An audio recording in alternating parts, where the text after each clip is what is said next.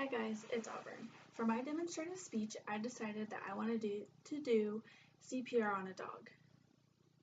CPR is the best thing that you can do when you find that your dog is unresponsive, not breathing, and that they don't even have a pulse.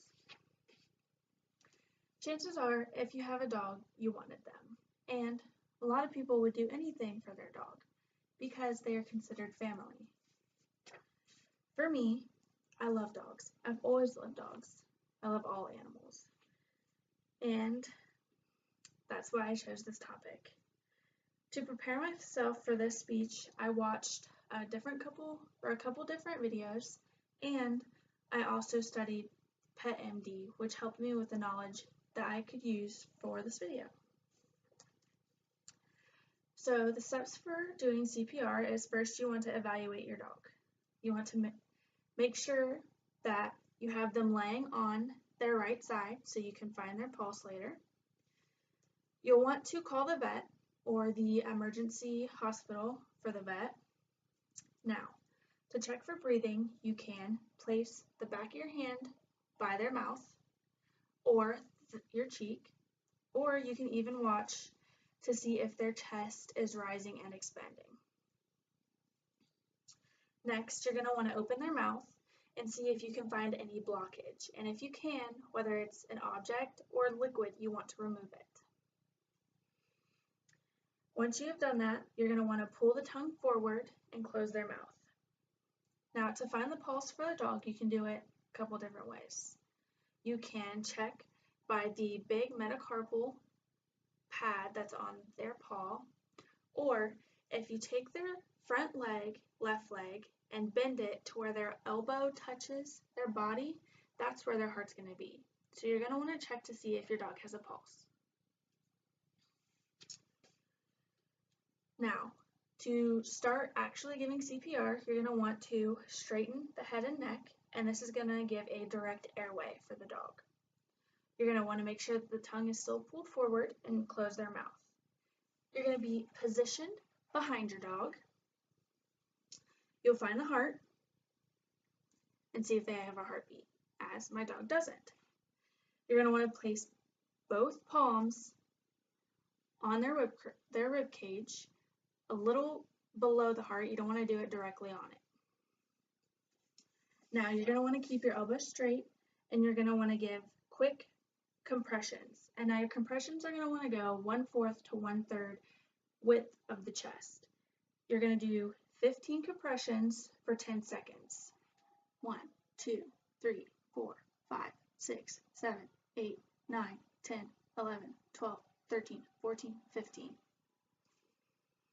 Now, you're going to do 1 breath per 15 respirations. To do the breath, you're going to want to make sure that their tongue isn't blocking their airway. You're going to want to close their muzzle and just place your mouth on their nostrils and just give 1 breath. You're going to want to do a gentle breath, and you're going to want to watch to make sure that their chest rises. Now, if it doesn't, you're going to have to blow a little harder.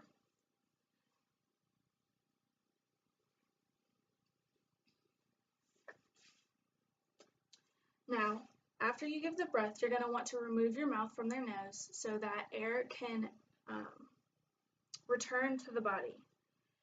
So you're going to want to do 1 breath per 15 respirations, or 15 compressions.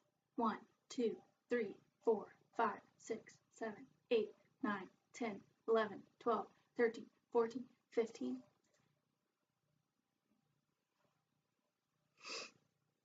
If you have 2 people, one person can be giving the compressions while the other person is doing the respirations. Now, you're still going to do the 15, but the person doing the respirations is going to give 1 breath every 5 compressions.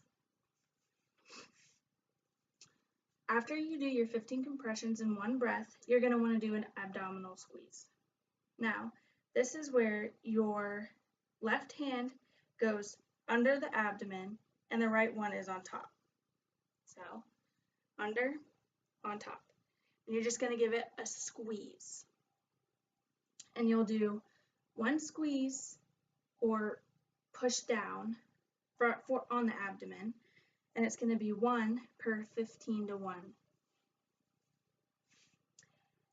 Now doing this, you're going to want to repeat the steps until the dog starts breathing on its own or the vet comes.